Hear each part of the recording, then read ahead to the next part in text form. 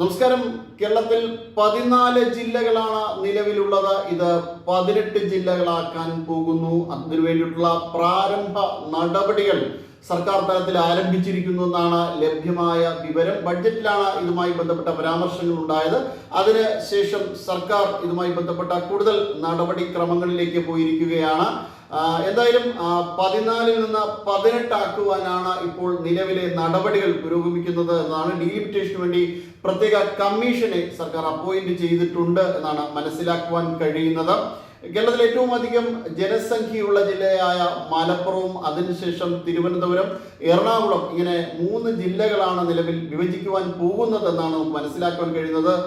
18 ജില്ലകളാകുന്നു എന്നതാണ്. അതായത് മലപ്പുറത്ത് തിരൂർ കേന്ദ്രീകരിച്ചും, എറണാകുളത്ത് മൂവാറ്റുപുഴ കേന്ദ്രീകരിച്ചും, തിരുവനന്തപുരത്ത് നെയ്യാറ്റിൻകര കേന്ദ്രീകരിച്ചും ആണ് വിഭജനം നടക്കുക. മറ്റേതോ ഒരു ജില്ലയും കൂടി ഇതിനോടൊപ്പം ഉണ്ട് എന്നാണ് മനസ്സിലാക്കുക. അങ്ങനെയെങ്കിൽ 18 ജില്ലയായിട്ട് മാറുന്നു കേരളം എന്ന തരത്തിലാണ്. ദേശീയ ശരാശരിയേക്കാൾ കൂടുതൽ ജനസംഖ്യയുള്ള ജില്ലകളാണ് നിലവിൽ വിഭജിക്കുവാൻ പോകുന്നത് എന്നാണ് മനസ്സിലാക്കുവാൻ കഴിയുന്നത്. ഇതുമായി ബന്ധപ്പെട്ട ചില മതസംഘടനകളൊക്കെ നേരത്തെ തന്നെ മുറവിളി കൂട്ടിയിരുന്നു. മുസ്ലിം ലീഗ് മുറവിളി കൂട്ടിയിരുന്നു മലപ്പുറം ജില്ല വിഭജിക്കുവാൻ വേണ്ടിയിട്ടും, എറണാകുളത്ത് മൂവാറ്റുപുഴ കേന്ദ്രീകരിച്ച് വിഭജനം നടത്തുവാൻ വേണ്ടിയിട്ടുമൊക്കെ ജമാഅത്ത് പോലുള്ള സംഘടനകളൊക്കെ ആവശ്യം ഉന്നയിച്ചിരുന്നു. എന്നാൽ ഇങ്ങനെ വിഭജനം നടത്തരുത് എന്ന് പറയുന്ന സംഘടനകളും അതോടൊപ്പം തന്നെ പൊതുസമൂഹത്തിന്റെ ഭാഗമായിട്ടുള്ള നിരവധി വിദഗ്ധന്മാരും ഉണ്ട് എന്നതാണ് സർക്കാരിനെ ഇതിൽ കുഴക്കുന്ന മറ്റൊരു കാര്യം. അതായത് മലപ്പുറം കേന്ദ്രീകരിച്ചുള്ള വിഭജനത്തിൽ ഏറ്റവും കൂടുതൽ ആവശ്യപ്പെടുന്നത് ഇസ്ലാമിക സംഘടനകളാണ്. അതിൽ ചില പ്രത്യേക പ്രശ്നങ്ങളുണ്ട്, ചില മത താല്പര്യങ്ങളുണ്ട് എന്ന തരത്തിലുള്ള വിമർശനങ്ങൾ ഉണ്ടാകുന്നു.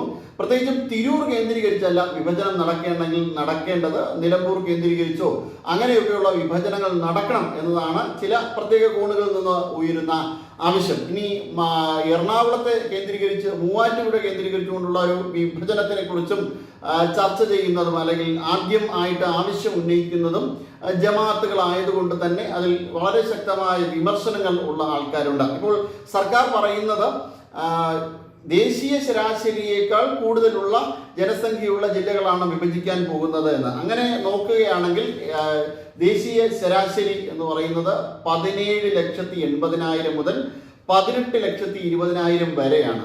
ആ ഒരു കണക്ക് വെച്ച് പരിശോധിക്കുകയാണെങ്കിൽ ഈ 3 ജില്ലകൾ വിഭജിച്ചാൽ പോരാ. കോട്ടയത്ത് 19 ലക്ഷത്തിലധികം ജനസംഖ്യയുണ്ട്. ആലപ്പുഴയിൽ 20 ലക്ഷത്തിലധികം, 21 ലക്ഷത്തിലധികം ജനസംഖ്യയുണ്ട്. കണ്ണൂരിൽ 25 ലക്ഷത്തിലധികം ജനസംഖ്യയുണ്ട്. കൊല്ലത്ത് 26 ലക്ഷത്തിൽ അധികം ജനസംഖ്യയുണ്ട്. പാലക്കാട് 28 ലക്ഷത്തിൽ അധികമാണ് അവിടുത്തെ ജനസംഖ്യ. കോഴിക്കോട് ഏകദേശം 30 ലക്ഷത്തിൽ പരം ജനസംഖ്യയുണ്ട്. തൃശ്ശൂരിൽ 31 ലക്ഷത്തിൽ മുകളിൽ ജനസംഖ്യ വരികയാണ്. അങ്ങനെ വച്ച് നോക്കുമ്പോൾ ഈ 3 ജില്ലകൾ വിഭജിച്ചാൽ പോരാ, നമുക്ക് ഏകദേശം 7 ജില്ലകൾ കൂടി വിഭജിക്കേണ്ടി വരും എന്നുള്ള രീതിയിലാണ്. അപ്പോൾ ദേശീയ ശരാശരി അല്ല ഇതിൻ്റെ മാനദണ്ഡം എന്നതാണ് പ്രധാനമായും ഉയരുന്ന മറ്റൊരു സംശയം. ഇതിൽ ആദ്യത്തെ 2 ജില്ലകളുടെ ആവശ്യങ്ങൾ, അതായത് വിഭജിക്കണമെന്ന ആവശ്യങ്ങൾ മുന്നോട്ട് വെച്ചതും ചില പ്രത്യേക താല്പര്യത്തോടുകൂടി, നിക്ഷിപ്ത താല്പര്യത്തോടുകൂടി മുന്നിൽ നിൽക്കുന്ന ആൾക്കാരാണ് എന്നതുകൊണ്ട് തന്നെ തീർച്ചയായിട്ടും അതിൻ്റെ സംശയങ്ങൾക്ക് ഉത്തരം കൊടുക്കേണ്ടതിൻ്റെ ബാധ്യതയും സർക്കാരിലേക്ക് വന്നു ചേരും എന്നുള്ളതാണ് നിലവിലെ ഏറ്റവും വലിയ ആശങ്ക. ഇത് ഒരു ഒട്ടും തന്നെ അനുകൂലമാണ്. അത് മാത്രമല്ല, ഇപ്പോൾ ഡീലിമിറ്റേഷൻ കമ്മീഷനെ നമ്മൾ ജില്ലകൾ വിഭജിക്കുവാൻ വേണ്ടിയിട്ട് നിയമിക്കുന്നുണ്ട്. പക്ഷേ ഇതേ ഡീലിമിറ്റേഷനെ കുറിച്ച്, അതായത് മണ്ഡല പുനർനിർണയത്തെക്കുറിച്ച് കേന്ദ്രത്തിൽ ചർച്ചയ്ക്ക് വരുമ്പോൾ തന്നെ ചില സഖ്യങ്ങൾ, മുന്നണികൾ, പ്രത്യേകിച്ചും ഇന്ത്യ മുന്നണിയിൽ നിന്ന് ഇതിനെ എതിർത്തുകൊണ്ടാണ് വോട്ട് രേഖപ്പെടുത്തിയിട്ടുണ്ടായിരുന്നത്. അതിൽ പ്രധാനമായും കോൺഗ്രസ് ആണ്. അപ്പോൾ കേരളത്തിൽ ഇത് സംഭവിക്കുമ്പോൾ എന്തുകൊണ്ട് എതിർക്കപ്പെടുന്നില്ല? നമുക്കൊരു മണ്ഡല പുനർനിർണയം കൂടി ആവശ്യമില്ലേ? കാരണം ജനങ്ങളുടെ വോട്ടിന് അതിൻ്റെ ഒരു മൂല്യമുണ്ട്. അതായത് ആ മൂല്യം കുറച്ചു കാണിക്കുന്ന ഒരു കാര്യമാണ് മണ്ഡലങ്ങൾ പുനർനിർണയിക്കപ്പെടാതിരിക്കുന്നത്.